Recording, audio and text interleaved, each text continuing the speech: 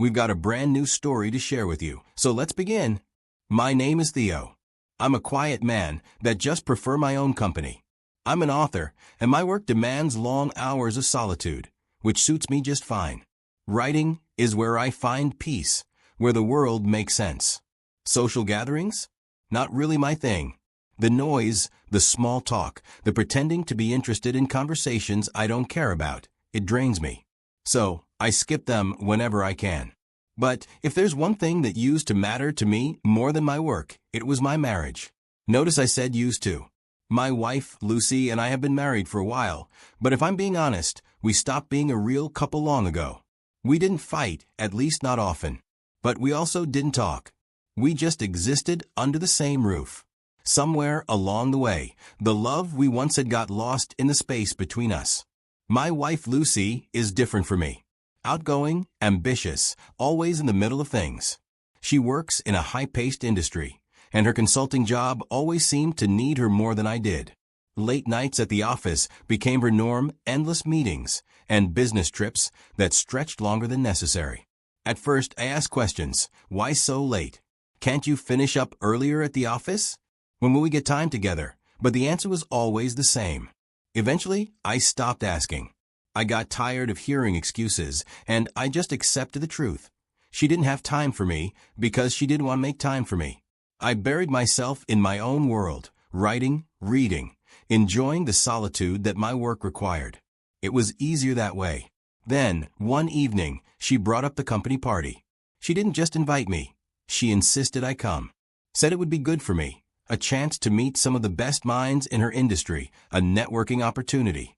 I wasn't interested in shaking hands with corporate types or pretending to care about their business strategies. I wasn't looking to expand my connections. But something about the way she pushed it made me pause. She wasn't just suggesting it. She was practically demanding it. And for the first time in a long time, it felt like she was making an effort.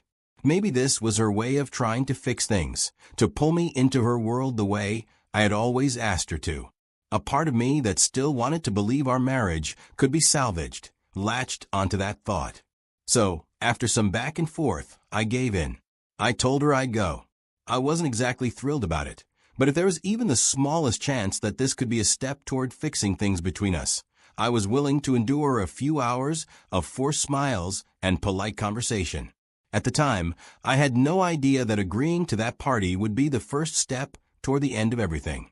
We arrived at the venue looking like the perfect couple.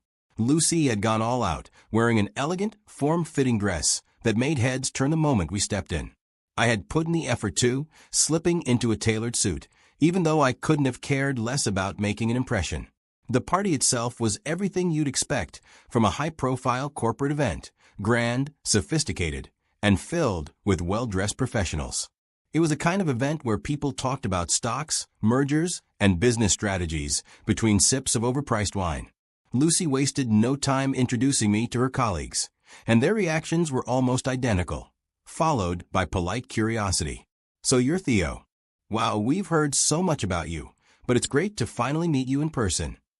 I'd nod, shake hands, exchange a few pleasantries. It was obvious that my presence was somewhat of a novelty. I was a mysterious husband they had only heard about in passing, the man who never showed up to company gatherings. Some of them tried to probe, asking about my work, my books, my thoughts on whatever topic they assumed I'd be interested in. Surprisingly, I found myself engaging more than I expected. This night might actually be worth something.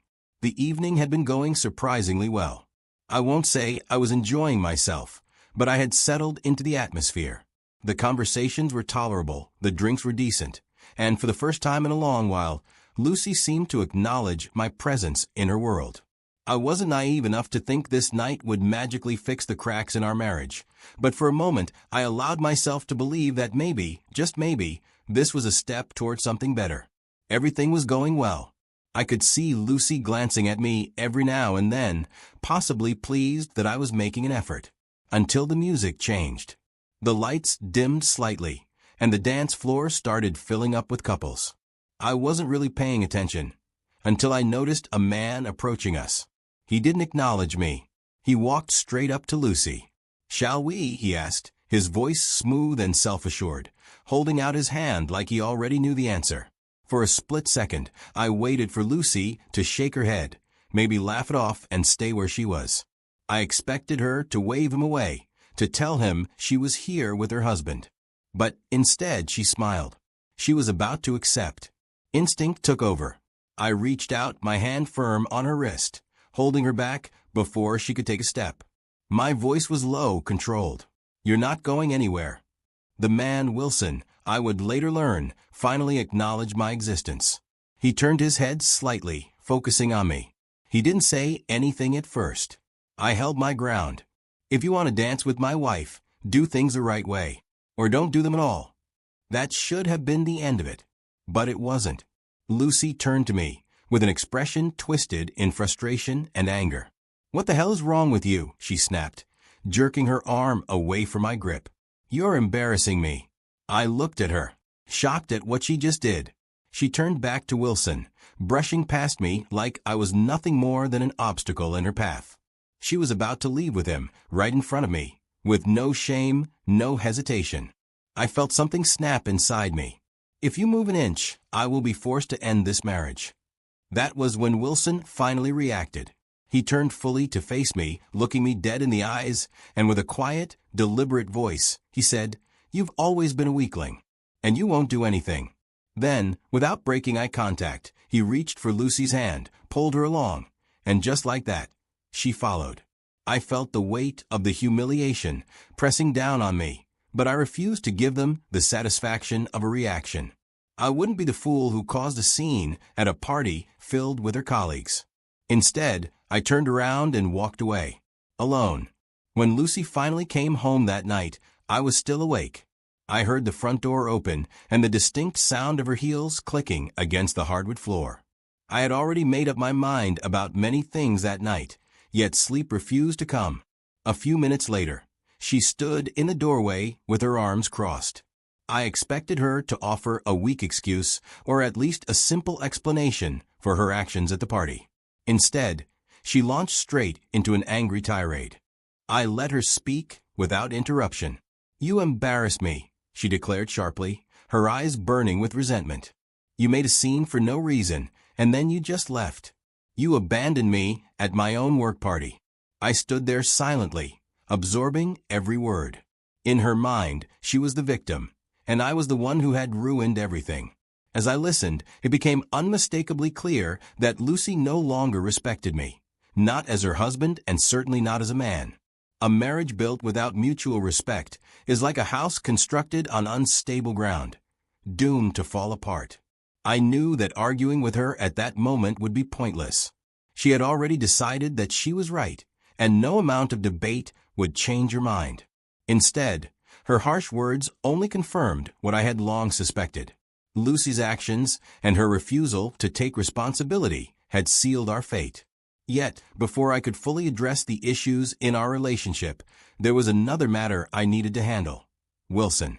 I was not the type of man who sought out conflict, but I also did not let serious boundary violations pass by unchallenged. Wilson had crossed a line when he approached Lucy so boldly at the party, clearly believing that I was too weak to do anything about it. His overconfidence was his first and most significant mistake. I resolved then that I would not allow anyone to disrespect me, and I would take the necessary steps to hold him accountable for his actions. The next morning, Lucy barely acknowledges my presence. No greetings, no small talk, just a cold, empty silence. She moves around the house as if I don't exist, slamming drawers a little harder than usual, sighing dramatically, making it clear she's still punishing me for the party. I don't react. I've already checked out of whatever twisted game she's playing. My mind is on something else. By midday, I make my move. I hire a private investigator. My instructions are simple. I want everything on Wilson. Every dirty little secret, every skeleton in his closet. Where he lives, who he talks to, where he spends his nights. If there's something to be found, I want it in my hands. The investigator doesn't ask questions. He just nods and gets to work. Days pass, and Lucy continues her silent treatment, but I don't care. I barely notice. I'm waiting for results which came weeks later. Wilson is married. 2 kids. A wife who, from the photos, seems blissfully unaware of the filth she's married to. But that's not all. Wilson has a reputation. There are records, complaints from women at his workplace about inappropriate advances. Some settled quietly, some dismissed. A pattern of behavior buried under paperwork and corporate indifference. But the real dagger? The evidence of his affairs. Photo after photo, video after video, all documenting his extracurricular activities and his long history of inappropriate behavior at work. Different women, different locations, and among them my wife, Lucy. The photos and videos had timestamps.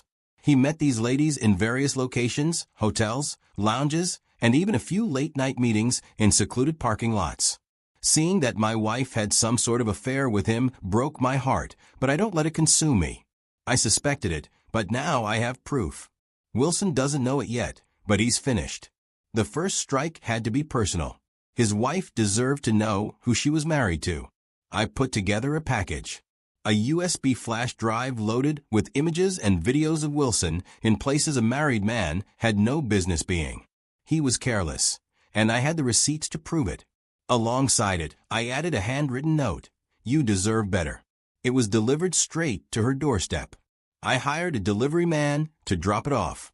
I gave it a few days, letting the fire spread inside their home, letting her process the betrayal. Maybe she confronted him or packed her bags and left. There's no way to know, but I really don't care. That was their battle to fight. But I wasn't finished.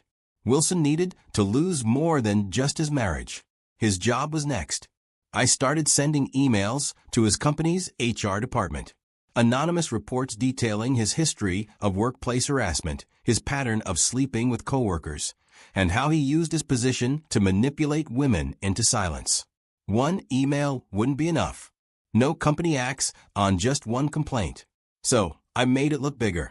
I created multiple email accounts, each with a different variation of the evidence, each sounding like a concerned employee tired of the toxic environment Wilson created. The pressure worked. The company had no choice but to investigate. The whispers turned into official meetings. Wilson was being watched, questioned, scrutinized. It took a month, but the verdict finally came. He was fired. And Lucy? She didn't escape untouched either. The company suspended her and other women involved in the office relationship. Maybe they were still deciding what to do with them, or they were warning them to rethink her choices. Either way, the damage was done. On the day Wilson is fired, Lucy walked through the door looking drained. I already knew why. Wilson had been fired, and she has been suspended.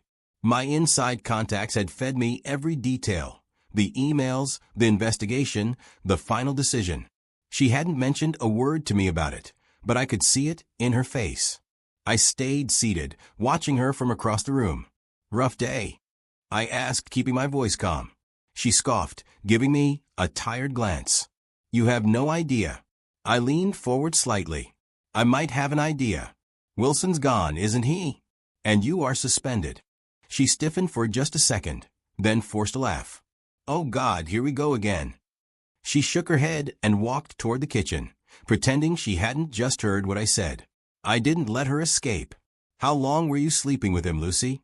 That stopped her in her tracks. She turned around, laughing again, but this time there was a nervous edge to it. Are you seriously still on this? My God, Theo, you're obsessed. You've been insecure and bitter ever since the party. I just stared at her. She crossed her arms. All I did was dance with the man, and you turned it into this whole fantasy in your head. She gave me a pitiful look, like I was some paranoid fool making things up. You overreacted that night, and now look at you, acting like some detective in a bad crime show. I didn't argue. I didn't yell. I just pulled the folder from my drawer and dropped it on the table in front of her. Photos. Lucy's face drained of color. For the first time, she had nothing to say. Then came the switch. The tears. The shaking voice. Theo, why would you do this? Her eyes glistened as she stepped closer, her tone dripping with desperation. You ruined everything. My job, my life. Was that your goal? To destroy me. I let her rant. I let her blame me for exposing her, for digging up what she thought was safely hidden. The divorce papers will be ready soon, I said flatly. If you have a problem with that, take it to court. I turned and walked away, leaving her standing there, alone, drowning in the wreckage of her own choices. Now that everything is said and done, I want to leave you with lessons from my experience. Some of you might agree with me, and some might not, but these are the truths I took away from this situation. First, disrespect is the first step to betrayal. The moment Lucy followed Wilson onto that dance floor, our marriage was already over. It wasn't about the dance. It was about what that moment represented. A wife who respects her husband wouldn't hesitate to shut another man down, especially not in front of her husband. The fact that she even considered it, let alone followed through, told me everything I needed to know. Second, people show you who they are, believe them. Lucy had been acting distant long before that night. The late nights, the excuses, the way she always seemed to be too busy for us, those weren't coincidences. They were signs. Signs I ignored because I wanted to believe things could still work. But the truth is, when someone shows you time and time again that you're not a priority, it's because you're not. I should have accepted it sooner, but at least when the truth finally hit, I didn't run from it. Third, revenge is best served cold.